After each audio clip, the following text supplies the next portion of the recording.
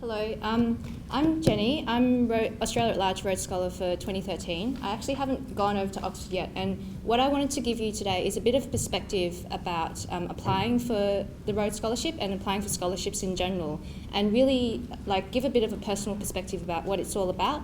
Because I remember when I was applying, it was a very intimidating experience. I didn't feel like I was up to scratch with things. But what I want to try and do is give you a perspective that shows you that no matter who you are, there's always a chance that you might be able to apply for a scholarship. So get in there and give it a try. So I think a lot of you here, particularly if you're undergraduates, are probably feeling a bit like this at the moment. And I think particularly when you're thinking about scholarships, it's not just about the academic achievements you've got to think about. It's about that broader perspective that you've got. And particularly for the Rhodes Scholarship, they do look at community involvement, they look at sporting achievements. So always try and keep that broader perspective in mind, and don't try and feel like what this slide is representing. So this is a photo from the final round of the Australia at Large, of the Victorian Rhodes Scholarship in the year that I applied in 2012. And the reason why I show you this picture is to demonstrate that it was an incredible experience going through this round. There was a very high calibre of people on the selection committee, and also amazing people who were competing against me. And the people who I met throughout the process were absolutely amazing.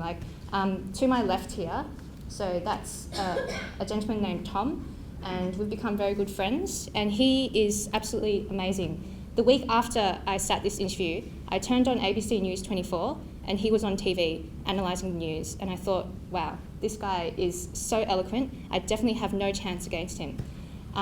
What ended up happening is both of us didn't end up getting the Victorian Rhodes Scholarship, and it was quite crushing for both of us not to get it, but then both of us were selected to go on to the Australia at Large round, which is essentially, I guess, a second stage round, which you can compete against scholars who are, applicants who are selected from different states, and there are about a dozen each year who go to the Australia at Large round, and both of us went through that round together.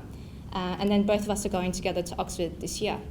So I guess the thing that I really want to emphasise to you is that not everyone who goes through is, yes, everyone is amazing, but it's really about how much effort you put into it. And this is something that I truly believe in. A successful person is one who can lay a firm foundation with the bricks that others throw at him or her. And I think for both of us, we really had that experience of having, failed a round of the Rhodes Scholarship, and then we both came through and we succeeded with the subsequent round.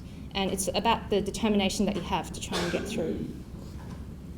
So I wanted to give a bit of an overview about my motivations for applying for the Rhodes, why I picked the Rhodes Scholarship, why I wanted to go to Oxford, and then a bit of a medical perspective for those of you with a medical background, where does it all fit in, and then a few practical tips that I think might help.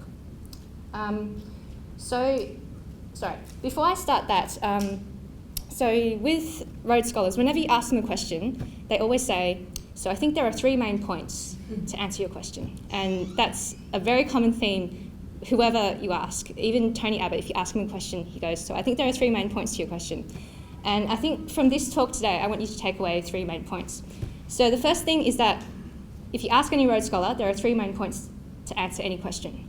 The second thing that I want to tell you about is that it's not just all about the academic experience. And I think the best part of being a Rhodes Scholar at this point, the thing that excites me the most is actually what's going to happen on my journey to Oxford in October this year. And that is, I'm going over with a group of young scholars, so the other Rhodes Scholars who are coming over with me, and we're taking the Trans-Siberian Railway on the way there. And I think that'll be a fantastic experience for all of us. It'll be a really good experience to get to know each other and form those networks. So it's not just about the course that you get to at Oxford. And then the last thing I want to tell you is that if you do get to the round, to either the Victorian round or the Australia at Large round, learn what to do with your napkin at the dinner table, because I didn't know what to do. So what you do is that you've got to have the napkin, and then if you need to leave your seat, you've got to fold it neatly, but not too neatly, and then put it on the table. Not on your chair, because that's a etiquette per far. So make sure you fold it up neatly, but not too neatly, and then put it on your table. Okay, so 3 things. And so you don't have to listen to me anymore. Okay. So just a bit about the motivation that led me to apply for the Rhodes Scholarship. I didn't really have clear intentions of wanting to apply in the first place. And it's really this experience in Samoa that made me think about applying for something like this. So everyone, I want you to stand up. Okay. Give your legs a bit of a shake. All right. So this experience made me realise that, especially in the developed world, there are 4 big risk factors that lead to non-communicable disease. And we're talking about heart disease, stroke, everything like that. And one of them is lack of physical activity. And I think in the developed world, we spend way too much time sitting in chairs. So you've had some of your exercise for today. You can sit back down.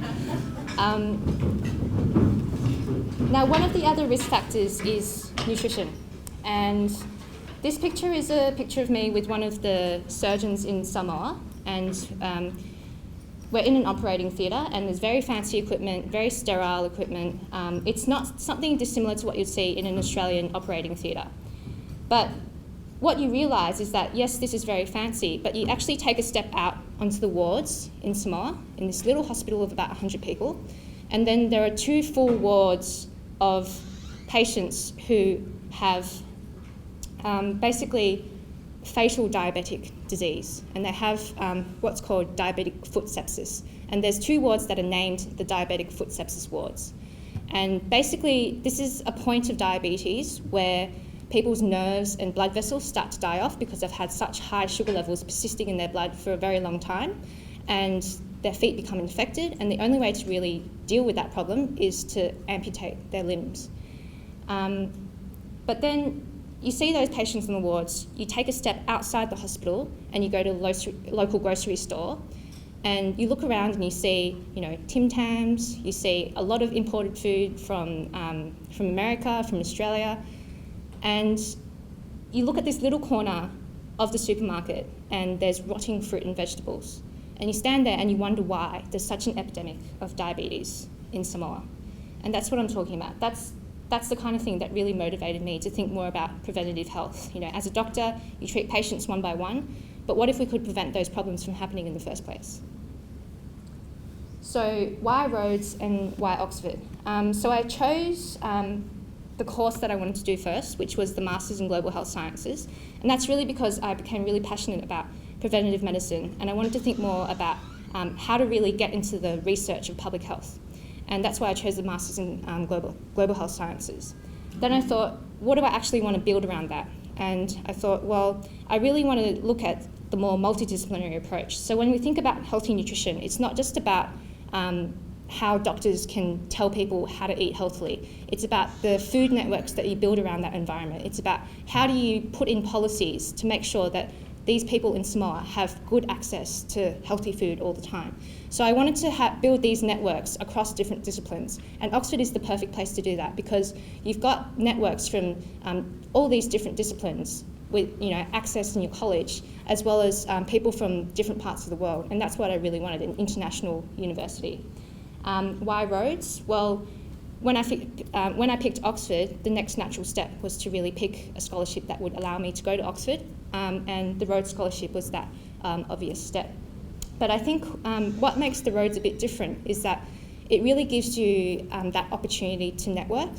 And I've, even though I haven't gone over to Oxford yet, the people who I've met, such as Tom, they've really inspired me to do, greater things with the opportunities that I've got here.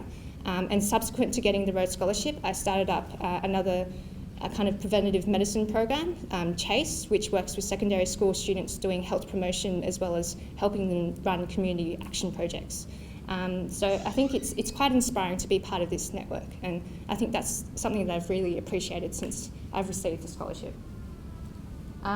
So just a bit about the medical perspective. The Rhodes Scholarship doesn't actually fit in very well with medical training. It actually takes you away from that treadmill of clinical training, because what happens is you finish your 4 years or 6 years of medical training, for those of you who know the process, and then you've got to do an internship, and then clinical training basically goes on for at least another 5 or 6 years before you're fully qualified. So at this point, I'm second year out. I'm not on a specialty program yet, and I've made the conscious decision to go away from that clinical training pathway and to go into global health sciences. So I think particularly if you're on something like medicine or law, where there's a very clearly defined pathway, you need to think carefully about why you're actually applying for it and where it will take you. And I've made that conscious decision, knowing that I might not come back to a clinical pathway in medicine, but that's something that I really want to do. So that's something to consider as well. So just a few last practical tips. Whatever scholarship you apply for, the Rhodes Scholarship is very different to some of the other scholarships that you apply for. There are some common themes, but make sure you know your criteria well and make sure you fit into those criteria and you can make an application that fits, that you can fit your story into those different criteria. The other tip that I'll give you is talk to people who've been through the process before. I'm very happy to be approached after this session to have a bit of a chat. And know what you're up against. And then if you make the commitment to apply for a scholarship, make sure you make that commitment 100%. And that's it. Thank you very much.